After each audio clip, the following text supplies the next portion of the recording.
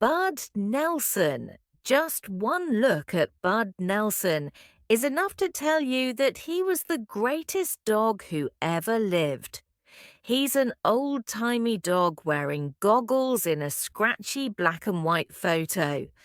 If he hadn't existed, he would have been dreamed up for a steampunk novel or BioShock game.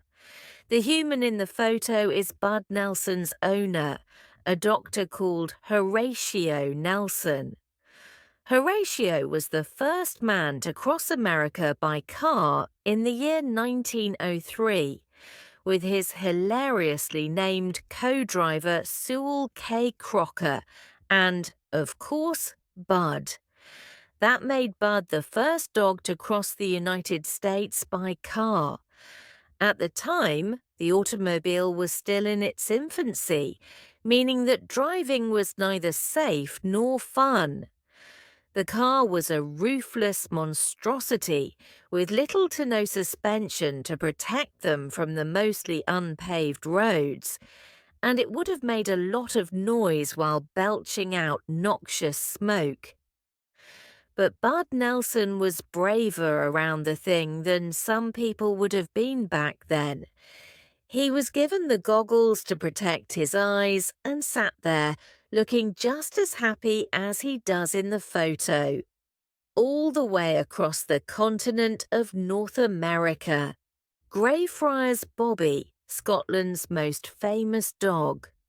Anyone who has been to Edinburgh, Scotland, may have noticed the statue of a small dog on the corner of Candlemaker Row and George IV Bridge.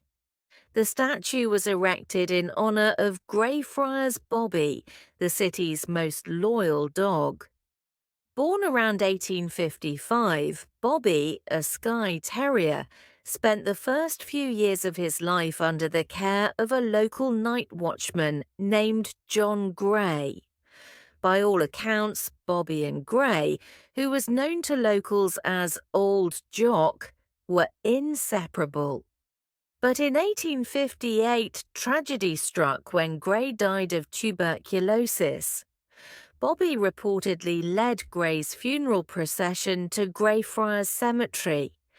Then, after Gray was laid to rest, Bobby refused to leave his grave, despite attempts by cemetery caretakers to shoo him off. For the next 14 years, Bobby, or Greyfriars, Bobby as he came to be known, continued his vigil. At 1 p.m. each day, he would leave the graveyard to eat upon hearing the daily guns fired from Edinburgh Castle and then scamper back to the cemetery. After hearing his story, people began to flock to the cemetery to see Bobby. Locals in Edinburgh started to care for him and built a small shelter in the graveyard so he would be more comfortable. In 1867, after a law passed requiring all dogs in the city to be licensed, the Lord Provost of Edinburgh even gave Bobby a special collar with a brass plate inscribed, Greyfriars Bobby, from the Lord Provost, 1867, licensed. Bobby, who was just 2 years old when Gray died, continued his routine until his own death on Jan. 14th, 1872. He was buried near his beloved owner, and the city erected a statue in his honour the following year. Today, the statue's snout has turned coppery from all the people who have rubbed it for good luck.